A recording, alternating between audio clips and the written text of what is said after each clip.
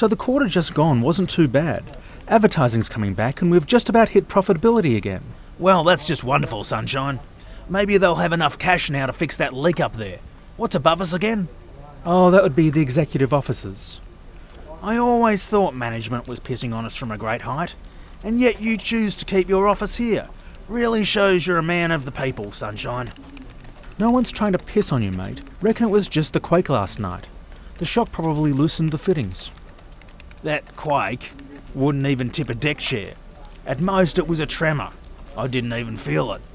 Well, I did, and so did half the suburb. They're scared witless there's going to be an aftershock. Oh yeah? Is that the bong smoking half of the suburb by any chance? What's wrong with you? What isn't wrong with me? Let me list them. I have a stomach upset. You've just walked into my room, and now I'll be forced to listen to you sermonise for the next hour. And on top of it, I've been getting complaints all morning. Complaints? About what exactly? Remember that photo on the front page last week? Oh what, the lost donkey from the circus with the brothel owner who rescued it, and the well-endowed stripper he employs named Trixie? Yeah, I remember that one. It seems the clothes she was wearing were a little too tight. Take a look. Help me out, would you, son? My eyes are riddled with too many years of cigarette smoke and onanism. Is that what I think it is around the crotch region? Yes it is. Well, shame they lost a donkey instead of a camel then. Now that'd make a great caption. Really? That's your answer? I've been inundated by little old ladies, school groups, church groups, family groups, all of them upset because your photographer got a little too close to Trixie's trick. And do any of them have anything better to do with their time? The point is we print one thing wrong and I get the grief. Mate, every issue we get dozens of things wrong. Not because we want to, but because, well, that's just what happens when you're trying to publish 64 pages of truth a day. No matter how hard you try to keep the paper pearly white, you're going to get a small shit smear here and there. We'll print a grovelling apology. That gets rid of one of your issues. For your tummy problems, there's some fibre tablets in my desk drawer. I'll get a cadet to send them over. For you having to listen to me, all I can say is toughen up, Buttercup. Better listening to me than having to email a bunch of old dears about a wardrobe malfunction. Right, having solved half the trouble in the world, we can now turn our attention to the news. Good, because we need to talk about how you're going to cover the earthquake. If I cover the quake, that is.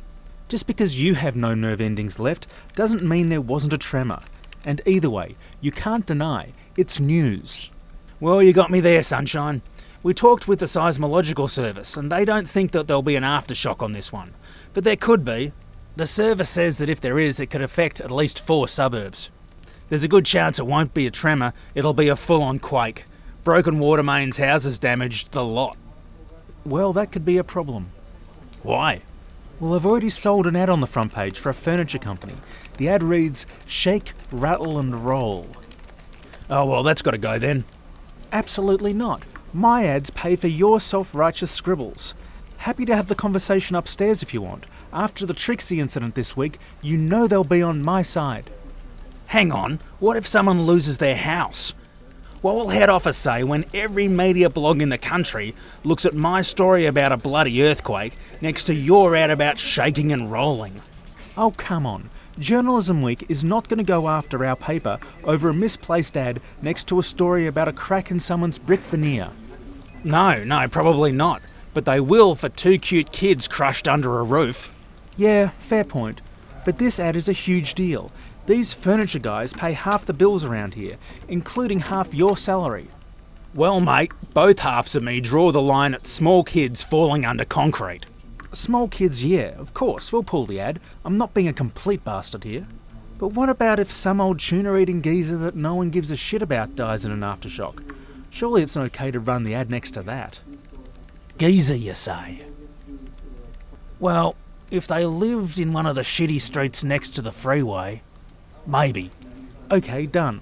I'll pull the ad if anyone more than a poor old geezer dies in an aftershock. No deal, not yet. I have to think about it. Have to say, Sunshine, you're much more combative than normal. You seem quite tetchy. Piss off, it's a great deal. I deliver a sackload of cash to you, so you can continue your one-man crusade to be taken seriously, and all I ask... Are you okay there? It's nothing. Bullshit, you're suffering. You need to go to the gents, you know it's right next door. Yeah, don't need it. Yeah, looks like you do, mate. I'm fine, and I'm not using the editorial toilets. Why not? No reason. No reason. There's nothing wrong with the editorial toilets, mate. We all use them. That's the problem. Journalists, well, you're disgusting. It's like you open the door and don't bother to aim. We have them cleaned every night, and by 10 minutes after the first sub-editor has finished his chicken masala, it's like something from the Eastern Front in there. Seriously, it's a wonder you don't all have typhus. I gotta go. Well, don't go upstairs, especially if the executive toilets are anywhere above here. Right.